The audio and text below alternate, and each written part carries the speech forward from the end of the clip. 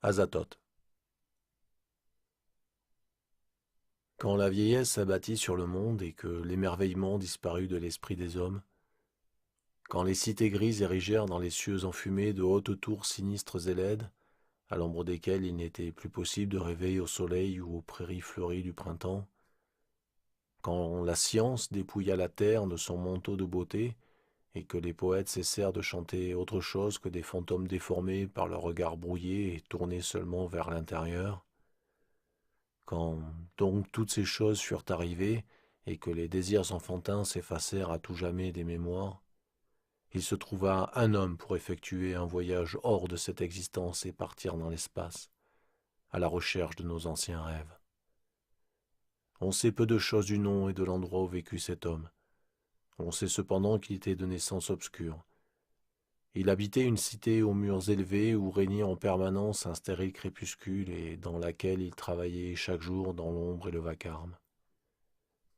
À la fin de sa journée de labeur, il entrait le soir dans une pièce dont la fenêtre unique donnait non sur des prés et des bois, mais sur une sombre courette où s'ouvraient également, dans le désespoir et l'ennui, d'autres fenêtres.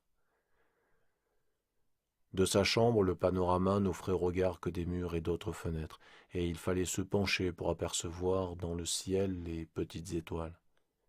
Et parce que ne voir constamment que des murs et des fenêtres peut rendre fou un être intelligent et rêveur, l'habitant de cette pièce avait pris l'habitude, nuit après nuit, de scruter le ciel au-dessus de lui, dans l'espoir d'y trouver autre chose que ce qui existait dans le monde éveillé et dans la grisaille des hautes villes.